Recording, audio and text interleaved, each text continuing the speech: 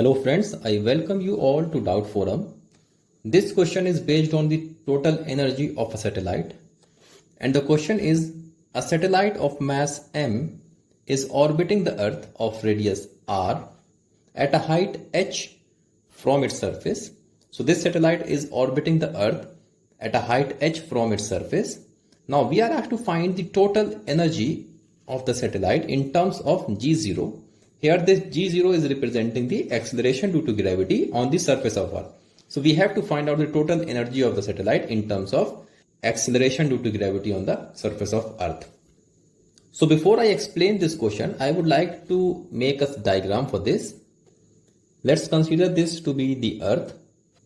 Here this is the radius, which is capital R, and let's consider the mass of this Earth is capital M.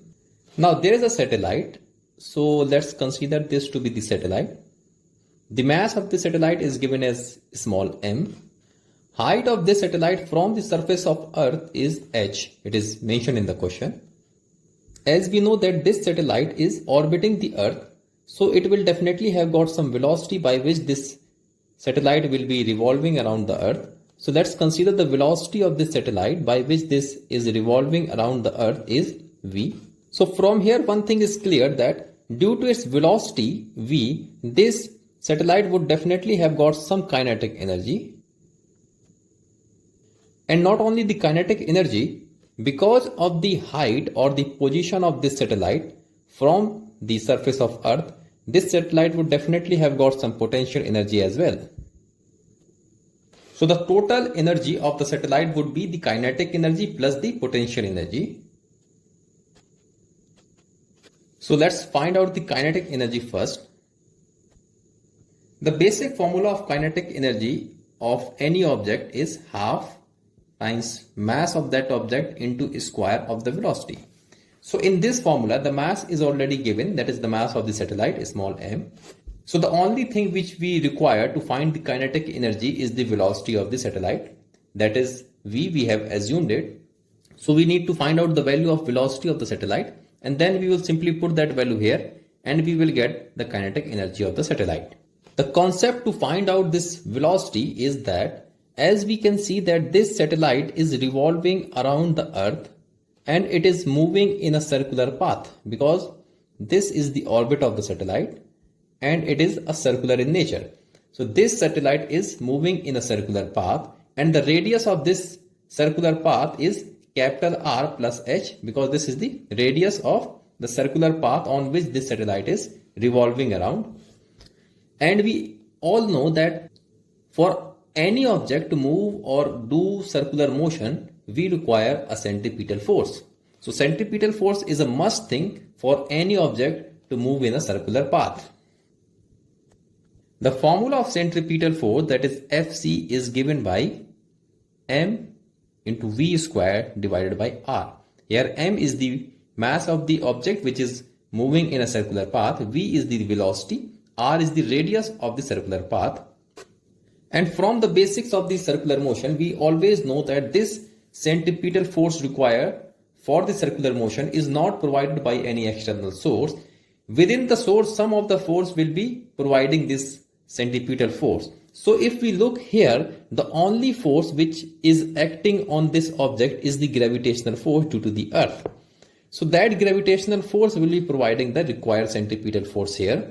If I write the formula of gravitational force between the satellite and the Earth, so that gravitational force, let's see, Fg would be equal to capital G, which is the universal constant, into mass of the first object. Let's consider Earth as the first object, so capital M is the mass of Earth, into the mass of the other object. So here the mass of the satellite is small m, divided by the square of the distance between the center of masses of the object.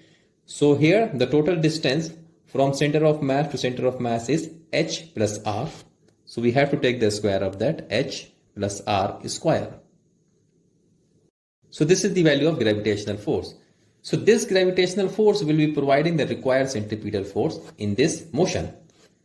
So all we need to do is that we will simply equate the centripetal force Fc with the gravitational force Fg. So from here, what we will get, in place of Fc, I will be writing mv square divided by r. Here r is the radius of the circular path. So the radius of the circular path is capital R plus h. So in place of small r, I am writing capital R plus h. This will be equal to the gravitational force, that is capital G into capital M into small m, which is the mass of the satellite, divided by R plus h whole square. So here we can see that this R plus h will cancel the 1 R plus h in this square term. Small m and small m gets cancelled. So the velocity of the satellite here would be, or we can say the square of the velocity will be equal to g into capital M divided by R plus h, or velocity of the satellite would be under root of capital G capital M divided by R plus h. So this is the velocity of the satellite by which this will be revolving around the earth. So if we look into the formula, it is clear that the velocity of the satellite is independent of its mass, because in this formula only the mass of the earth is involved. So the velocity of satellite does not depend on the mass of the satellite. It will only be determined by the capital G capital M divided by the distance between the satellite and the earth. So now what we will be doing, we will simply putting this value of velocity here, which is the formula of kinetic energy. The kinetic energy of the satellite would be equal to half into mass of the satellite into square of the velocity. So we have got the value of velocity here. So if we take the square of v, so this will become capital G into capital M divided by R plus h, or what we can write it here like kinetic energy will be equal to half into capital G into capital M divided by R plus h. In numerator there will be small m as well. So this is the kinetic energy of the satellite. Now let's find out the potential energy as well. The potential energy of any object is due to the position of that object. To understand it better, let's consider this to be the surface of Earth. And on this earth, an object of mass m is lying. So here it is the mass m. And somehow we have managed to raise its height, and now this object is here. The change in height of this object, let's consider this to be the delta h. So this is the change in height. And now if we want to find out the change in potential energy, that is delta PE, this will be given by mass of the object, that is m, into g, that is the acceleration due to gravity, into change in height. So this is the formula of potential energy of an object. This formula mg into delta h is not applicable everywhere.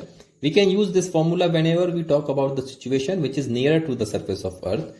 And why I am saying this? Because the value of g is not constant everywhere. It keeps changing as we move away from the surface of Earth. So this is not a very precise formula. To find a precise formula of potential energy, let's consider an object. This is an object, the mass is m1, and let's consider there's another object. Let this one be the bigger one, and the mass is m2. The distance between the center of masses of these two objects, let's say this is r. Because these two objects are having certain masses, so there will be a force of attraction, and we call that force as the gravitational force. So the force on this mass m1 would be in this direction. And similar to that, the force on this m2 would be in this direction. However, the magnitude of force would be same. The gravitational force between these two objects would be F, G. This would be equal to the gravitational constant, capital G, into product of the masses, that is m1 into m2, divided by square of the distance, that is r square. So this is the value of gravitational force which will be acting between these two objects. If we want to find out the value of small g due to this bigger object, what we will be doing, we will simply divide this whole equation by the other mass. It means if we divide this equation by m1, we will be finding out the acceleration due to gravity due to mass m2. Similarly, if we want to find out the acceleration due to gravity due to m1, we have to divide this equation by m2. So because here we are assuming that m2 be the bigger mass, so we always try to find out the gravitational field or acceleration due to gravity due to the bigger mass. In order to find out the acceleration due to gravity due to m2, what we will be doing, we will simply divide this whole equation from m1. So let's divide the whole equation by m1. So this will become fg divided by m1. This will be equal to capital G into small m1 into m2 divided by r square, and we also have to divide by m1. So from here this m1 and m1 gets cancelled. This f upon m1 is the acceleration on this object, which is nothing but the value of g. So this will be equal to capital G into m2 divided by r square. So this is the value of g, which we need to put in this equation in order to find out the absolute value of potential energy. So the potential energy of this object m1 would be the mass of that object, that is m1, into acceleration due to gravity. So in place of acceleration due to gravity, we have to put this value. This is capital G into m2 divided by r square into h is also the distance between these two objects, or the center of distance of the center of masses of these two objects. So this is r. So from here the potential energy comes out to be capital G into m1 into m2 divided by, here this r will cancel the 1r in r square. So in denominator this r will be left only. So this is the formula of potential energy of object m1. If we look closely into this formula, we will find that as the value of r increases, the potential energy decreases, and as these two objects are infinitely aparted, the potential energy would become zero. So what will happen here? Suppose this is an object 1, let's say m1, and there's another object m2. So this is object m2. If this r, or the distance between the center of masses of these two objects reaching towards infinite, the potential energy would become zero. But from the basic formula of potential energy, that is m into g into h, we have seen that as the height increases, the potential energy also increases. But here the case is different. As the distance between these two objects is increasing, the potential energy is decreasing.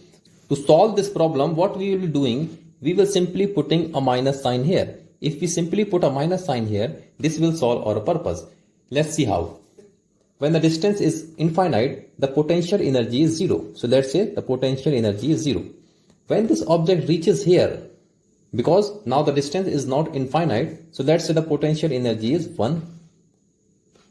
When this object reaches here, or the potential energy will increase because the value of r is decreasing. So if suppose it's 4. When this object reaches here, let's say the potential energy would become 8. So as we can see that as the object is approaching towards the second object, the potential energy is increasing. But from this formula, we can see that here the height is continuously decreasing because the object, or the first object, is moving towards the second object. So in this case, from this formula, the potential energy should decrease. But from this formula, the potential energy is increasing. That's why I have just put a minus sign here. So let's see, when we put the minus sign, this potential energy will turn out to be minus 1. Here it will turn out to be minus 4. Here it will turn out to be minus 8. Now let's see. As we are moving from this m2, when the object is here, the potential energy is minus 8. As the object reaches here, or the height is increasing, the potential energy is minus 4, which is greater than minus 8.